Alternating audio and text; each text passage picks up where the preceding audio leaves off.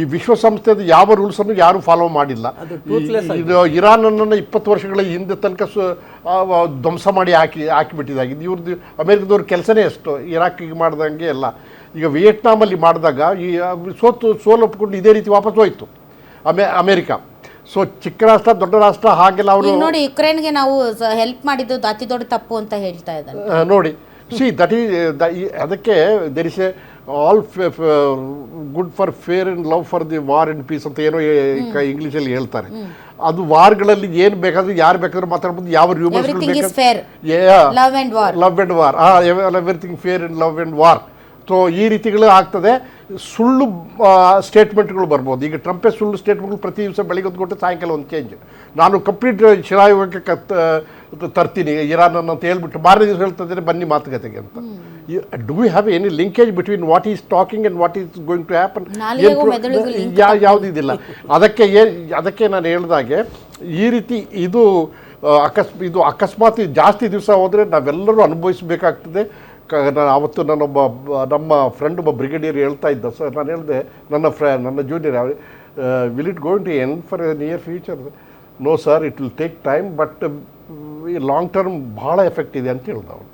ಅಲ್ಲ ಸರ್, ಈಗ weather conditions ಅಷ್ಟು ಸೂಟೇಬಲ್ ಇಲ್ಲ ಅಮೇರಿಕನ್ ಸೋಲ್ಜರ್ಸ್ಗೆ because of this heat wave ಅವ್ರ ಉಷ್ಣಾಂಶ. ಯಾಕಂದರೆ ಇದು ಫುಲ್ ರೇಗಿಸ್ತಾನ್ ಅಲ್ವಾ ಸರ್. ಈಗ ಎಲ್ಲೆಲ್ಲಿ ಇವ್ರದ್ದು ಬೇಸಸ್ ಇದೆಯೋ ಗಲ್ಫ್ ರಾಷ್ಟ್ರಗಳಲ್ಲಿ ಸಿಕ್ಕಾಪಟ್ಟೆ ಮರುಭೂಮಿ ಇರೋದ್ರಿಂದ ಉಷ್ಣಾಂಶ ಕೂಡ ತುಂಬ ಜಾಸ್ತಿ ಇರೋದ್ರಿಂದ not favourable conditions for American soldiers to attack ಅಂತ.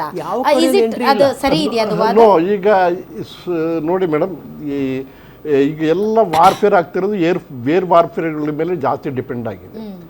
ಫಿಸಿಕಲಿ ಟ್ರೂಪ್ಸ್ಗಳು ಅದನ್ನು ಕ್ಯಾಪ್ಚರ್ ಮಾಡೋದು ಅಷ್ಟು ಸುಲಭ ಅಲ್ಲ ಇರಾನಲ್ಲಿ. ಅದ್ರ ಇರಾನ್ ಪ್ಲೇಸ್ಗಳು ಭಾಳ ಕೆಲವು ಏರಿಯಾಗಳಲ್ಲಿ ಕಡಿದಾದ ಬೆಟ್ಟಗಳಿದೆ, ಎಲ್ಲ ಇದೆ. ಅದು ಅವ್ರಿಗೆ ಗೊತ್ತಿದೆ. ಅಮೇರಿಕನ್ ಸೋಲ್ಜರ್ಸ್ಗಳಿಗೆ ಗೊತ್ತಿಲ್ಲ. ಇದು ಎಷ್ಟೇ ಬೇಕಾದ್ರೆ ಅಡ್ವಾನ್ಸ್ ಆಗಿರಲಿ ಅವ್ರನ್ನ ಕತ್ತರಿಸಿ ಹಾಕ್ತೀವಿ ಅಂತ ಹೇಳಿದ್ದಾರೆ. ಅವರು ಒಳಗೆ ನುಗ್ಗಿದ್ರೆ ಇರಾನ್ ಅವ್ರು ಹೇಳಿದ್ದಾರೆ. ಅದು ಯಾರೇ ದೇಶ ಲಾಸ್ಟ್ ಬುಲೆಟ್ವರೆಗೂ ತಮ್ಮ ದೇಶದ ಒಂದು ಸಾರ್ವಭೌಮತ್ವ, ತಮ್ಮ ದೇಶದ ತಮ್ಮ ಮಾತೃಭೂಮಿಯನ್ನು ಕಾಪಾಡೋದು ಅವ್ರ ಹಕ್ಕು ಅವ್ರು ಮಾಡ್ತಾರೆ. ಅವ್ರು ಸತ್ರು ಪರವಾಗಿಲ್ಲ ಮಾಡ್ತಾರೆ. ಬಟ್ ಈ ರೀತಿ ಒಂದು ಪರಿಸ್ಥಿತಿ ಸದ್ಯಕ್ಕೆ ಅಮೇರಿಕನ್ ಟ್ರೂಪ್ಸ್ ಲಾಂಚ್ ಮಾಡೋದು ಇಲ್ಲ. ಯಾಕೆಂದರೆ ಏರಿಯಲ್ ವಾರ್ ನೋಡಿ ಆಗಿದೆ. ಏರಿಯಲ್ ವಾರ್ಗಳು ಬರೀ ಮಿಸೈಲ್ಸ್ ಬಿಟ್ಟು ಆ ಕಾಲದಲ್ಲಿ ಇಂಟರ್ವ್ಯೂಲ್ಲಿ TV ಸೀರಿಯಲ್ ಬರ್ತಿತ್ತು. ನಾಗ ಬಾಣ ಬಿಟ್ಟರೆ ಆ ಕಡೆಯಿಂದ ಗರುಡ ಬಾಣ ಮಹಾಭಾರತ ಈ ರೀತಿ ಹೊಡೆದ್ರೆ ಈ ರೀತಿ ಆಗ್ತದೆ. ಈಗ ಇಂಟರ್ಸೆಪ್ಟರ್ಸ್ ಅಂತೀವಿ. ಇಂಟರ್ಸೆಪ್ಟರ್ಸ್ಗಳು ಸಹ ಈಗ ಇರಾನ್ ಏನಾದರೂ ಮಿಸೈಲ್ಸ್ ಬಿಟ್ಟರೆ ಅದನ್ನು ಹೊಡಿಲಿಕ್ಕೆ ಒಂದು ಇಂಟರ್ಸೆಪ್ಟರ್ ಅಲ್ಲ 10 ಬೇಕು. ಒಂದು ಕಂಟಿನ್ಯೂಸ್ ಬಿಡಬೇಕು, ಆವಾಗ ಒಂದು ತಗುಲುತ್ತೆ. ಸೊ ಒಂದು ಇಂಟರ್ಸೆಪ್ಟರ್ ಭಾಳ ಕಾಸ್ಟ್ಲಿ ಅದು. ಸೊ ಇದು ತುಂಬ ಕಾಸ್ಟ್ಲಿ ಆಗಿಬಿಟ್ಟು ಅವ್ರದ್ದು ವಾರ್ ಎಕ್ಸ್ಪೆಂಡಿಚರ್ ತುಂಬ ಜಾಸ್ತಿ ಆಗಿದೆ ಅಮೇರಿಕನ್ಸ್ಗೆ. ಅಲ್ಲೇ ಅದಕ್ಕೋಸ್ಕರ ಅಲ್ಲಿಂದ ಅಮೇರಿಕನ್ ಭಾಳ ಅಪೋಸಿಷನ್ ಇದೆ ಇದನ್ನು ವಾರ್ ಕಂಟಿನ್ಯೂ ಮಾಡೋದು. ಅವ್ರಿಗೆ ವಾರ್ ಅದಕ್ಕೆ ಅಲ್ಟಿಮೇಟಮ್ ಮೇಲೆ ಅಲ್ಟಿಮೇಟಮ್ ಕೊಡ್ತಾ ಇದ್ದಾರೆ. ಅಲ್ಟಿಮೇಟಮ್ ಇದು 3 ದಿವಸ ಅಲ್ಲ, ಇನ್ನು 6 ತಿಂಗಳು ಕೊಟ್ಟರು. ಅವ್ರಿಗೆ ನೋಡಿ, ಇರಾನಿಂದ ಮೀಡಿಯಾದ ನೋಡಿದ್ರೆ ಏನಾದರೂ ನೀವು ಇರಾನ್ ಮಾತುಕತೆಗಳು ಇರಾನ್ದು ಯಾವ ವಿಡಿಯೋ ಬರ್ತಾ ಇಲ್ಲ, ಅವ್ರದ್ದು ಯಾವುದು ಇದನ್ನ ಸಂವಹನನೇ ಇಲ್ಲ. ಓನ್ಲಿ ಅವರು ಟ್ವಿಟರ್ ಅಲ್ಲಿ ಒಂದು ಅಷ್ಟೇ ಒಂದು ಪೋಸ್ಟ್ ಹಾಕ್ತಾರೆ ಅಷ್ಟೇ. ಅದರ ಒಳಗಿನ ದೃಶ್ಯಗಳು ಈ ಪ್ರಪಂಚಕ್ಕೆ ಏನು ಗೊತ್ತಾಗ್ತಾ ಇಲ್ಲ ಅದು ಹೆಂಗಿದೆ.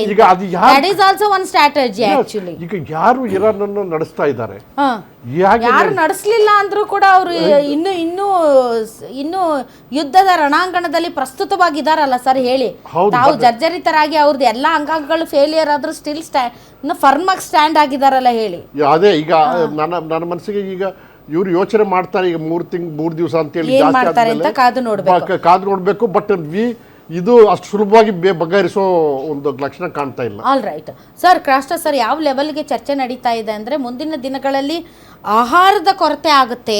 ಬಿಕಾಸ್ ರಸಗೊಬ್ಬರದ ಅಭಾವ ಜಾಸ್ತಿ ಆಗ್ತಾ ಇದೆ. ಬೆಳೆ ಬೆಳೆಯುವಂತಹ ಟೈಮ್ ಈಗಾಗಲೇ ಪ್ರೊಡಕ್ಷನ್ ಕಡಿಮೆ ಆಗಿದೆ ಮತ್ತು ರಸಗೊಬ್ಬರದ ದರ ಅಂತಾರಾಷ್ಟ್ರೀಯ ಮಾರುಕಟ್ಟೆಯಲ್ಲೂ ಸಿಕ್ಕಾಪಟ್ಟೆ ಜಾಸ್ತಿ, ಸುಮಾರು 40% ಜಾಸ್ತಿ ಆಗಿದೆ. ಹೀಗಾಗಿ ರೈತರು ಕೂಡ ಸಂಕಷ್ಟಕ್ಕೆ ಹೋಗ್ತಾರೆ ಮತ್ತು ಆಹಾರದ ಹಾಹಾಕಾರ ಉಂಟಾಗುತ್ತೆ ಅಂತ ಕೂಡ ಮಾತಾಡ್ತಾ ಇದ್ದಾರೆ. ಹೌದಾ ಸರ್? ಗ್ಯಾರಂಟಿ ಅದು. ಹೌದಾ ಸರ್? ಗ್ಯಾರಂಟಿ. ಯಾಕೆಂದರೆ ಒಂದು ವೇಳೆ ವಾರ ಈಗ ಏನೊಂದು 15-20 ದಿವಸಗಳು ಸ್ಟಾಪ್ ಆದರೆ ಆಹಾರ ಅಂತೂ ಖಂಡಿತ. ಯೂರಿಯಾ ಇಲ್ಲ, NPK ಅಂತ ರಸಗೊಬ್ಬರ ಕೂಡ ಸಿಗಲ್ಲ. ಯಾಕಂದರೆ ಇದೆಲ್ಲ ನಿಮಗೆ ಇದೆ ಆಯಿಲ್ನಿಂದಲೇ ಬರುವುದೇ ಇದು ಪದಾರ್ಥಗಳು. ಇದು basic raw material is oil.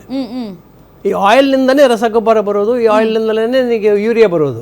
So ಇದೆಲ್ಲ ಆಯಿಲಲ್ಲಿ ನಿಮಗೆ ರಾ ಮೆಟೀರಿಯಲ್ ಸಿಗದೆ ಹೋದ್ರೆ ಇಲ್ಲಿ ಪ್ರೊಡಕ್ಷನ್ ಎಲ್ಲಿ ಆಗುತ್ತೆ? ಸೊ ನ್ಯಾಚುರಲಿ ಬೆಲೆ ಜಾಸ್ತಿ ಆಗುತ್ತೆ. ಆವಾಗಲೇ ನೋಡಿ ಅದು ಯೂರಿಯಾ ಬೆಲೆ ಇಸ್ ಗಾನ್ ಅಪ್ ಬೈ 60-70%.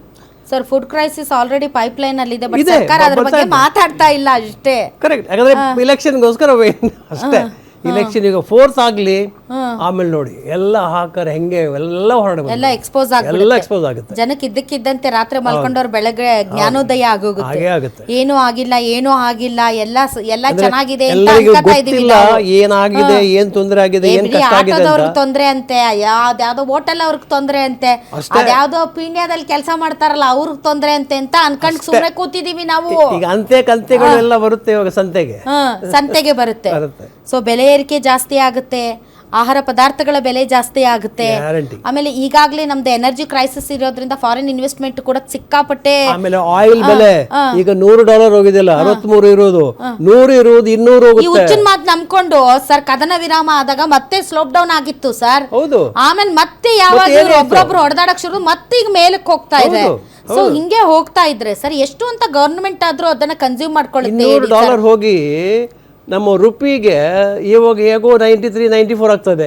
98-100 ಹೋದ್ರೆ $1 is also very important sir. ಏನಾಗ ನೋಡಿ, ನಾನು ಆವಾಗಲೇ ಹೇಳಿದಲ್ಲ, $1 ಇನ್ಕ್ರೀಸ್ ಆಗಿದ್ರೆ ನಮ್ಮ ಬೊಕ್ಕಸಕ್ಕೆ 15,000 ರಿಂದ 18,000 ಕೋಟಿನಷ್ಟು ಆಗುತ್ತೆ. $1 ಇನ್ಕ್ರೀಸ್ ಆದರೆ ಜಸ್ಟ್ ಇಮ್ಯಾಜಿನ್.